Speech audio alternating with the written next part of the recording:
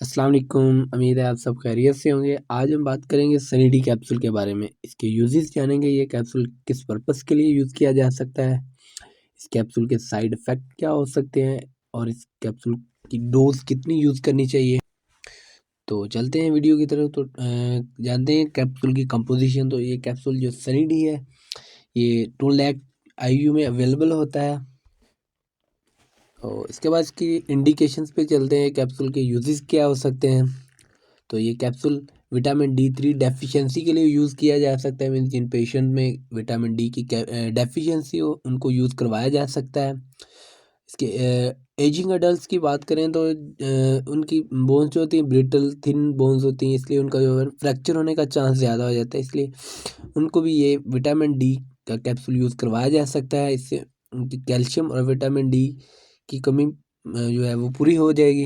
और ये capsule osteoporosis के लिए भी यूज़ किया जा सकता है। मीन्स बैक पेन वगैरह हो रही हो, उसके लिए भी यूज़ कर सकते हैं।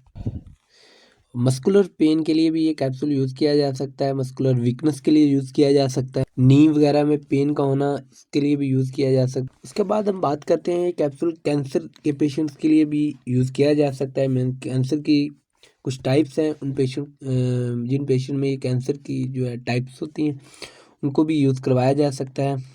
मीन्स जिन पेशेंट में कोलोरेक्टल कैंसर होता है, उन पेशेंट को ये कैप्सूल यूज़ करवाया जा सकता है। अब बात करते हैं ये कोलोरेक्टल कैंसर होता क्या है। ये कोलोरेक्टल कैंसर में आपके कॉलर, लार्ज इंटेस्टाइन और रेक्टम में जो है कैंसर हो जाता है। ये कैप्सूल जो है उन पेशेंट को भी यूज़ करवाया जा सकता है।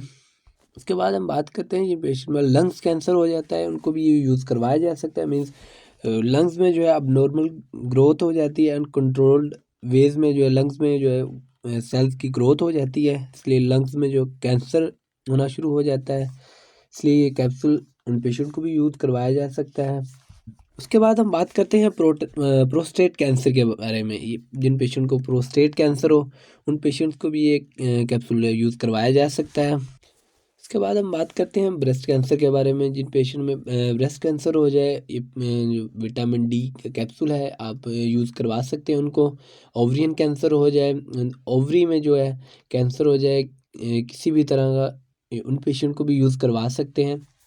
तो चलते हैं, उसके बाद हम बात करते हैं पूर्व कार्डियोवास्कुलर हेल्थ के बारे में। ये कैप्सूल विटामिन डी डेफिशिएंसी के लिए उन पेशेंट को भी हम यूज़ करवा सकते हैं। इस कैप्सूल को यूज़ करने से जो है हाई ब्लड प्रेशर का जो है वो भी रेट इंक्रीज़ हो जाता है। तो जिन पेशेंट का ब्लड प्रेशर इंक्रीज़ हो रहता हो, उन पेशेंट को भी ये कैप्सूल यूज़ करवा सकते हैं। और जिनका हाई कोलेस्ट्रॉल लेवल हो, उन पेशेंट को भी ये यूज़ करवाया जा सकता है। इसके बाद हम बात करते हैं, ये कैप्सूल जिन पेशेंट्स को डिप्रेशन हो, एंजाइटी वगैरह हो, उन पेशेंट को भी यूज़ करवाया जा सकता है। विटामिन डी डेफिशिएंसी जो है, ये कैप्सूल जो है हेल्प करता है सेरोटोनिन और डोपामिन डिप्लेशन में। इसलिए आप जिन पेशेंट को डिप्रेशन का जो पेशेंट जो है डिप्रेशन का शिकार रहते हैं, उनको भी यूज़ करवा सकते। जो डिप्रेशन के पेशेंट्स होते हैं, उनको यूज़ करवाने से इनका ये है कि 14% जो है ना, तकरीबन रेट जो है ना का डिक्रीज़ हो जाता है डिप्रेशन का, इस कैप्सूल को यूज़ करने से। तो इसलिए आप यूज़ करवा सकते हैं उन पेशेंट को। इसके बाद हम बात करते हैं डायबिटीज़ के बारे में। जिन पेशेंट्स को डायबिटीज़ हो, उन पेशेंट को भी एक विटामिन डी का जो कैप्सूल है आप यूज़ करवा सकते हैं। इससे आपका जो है रेगुलेट ये कैप्सूल जो है रेगुलेट करता है पैराथायरॉइड ग्लैंड को, पैराथायरॉइड हार्मोन्स को, और आप जो है इंसुलिन की सिक्रीशन करता है, जिसकी वजह से आपकी जो है बॉडी में इंसुलिन अगर पूरी रहे, तो आपका जो है शुगर लेवल है वो नॉर्मल रहता है। तो इसलिए आप ये डायबिटीज़ के जो पेशेंट हैं, उनको भी विटामिन डी का कैप्सूल यूज़ करवा सकते हैं।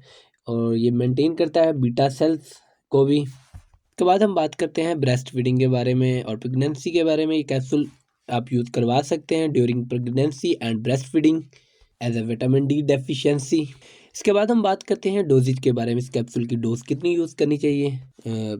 बात करें तो 12 से 18 ईयर्स के जो हैं, उनको आप यूज़ करवा सकते हैं 2 to 6 वीक्स के बाद एक कैप्सूल आप यूज़ करवा सकते हैं। अडल्ट की बात करें तो एवरी मंथ आप एक कैप्सूल उनको यूज़ करवा सकते हैं।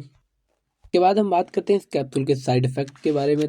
कैप्सूल को यूज़ करने से आपको फैटीग हो सकती है, मीन्स थकावट वगैरह महसूस हो सकती है, और नोज़िया वगैरह हो सकता है इस कैप्सूल को यूज़ करने से, आपकी ड्राई स्किन हो सकती है और आपको इचिंग वगैरह हो सकती है। तो ये सब जो है इसके साइड इफ़ेक्ट हैं, आपको महसूस हो तो आप अपने डॉक्टर से रजू करें और डॉक्टर की हिदायत के मुताबिक इस कैप्सूल का इस्तेमाल करें। और डॉक्टर ने आपको जो डोज़ रिकमेंड की है आप उस डोज़ को यूज़ करें, उसके मुताबिक आप इस कैप्सूल का इस्तेमाल करें। बहुत शुक्रिया, उम्मीद है आपको वीडियो पसंद आई होगी। तो वीडियो को लाइक कर दें और चैनल को सब्सक्राइब कर दें। बहुत शुक्रिया।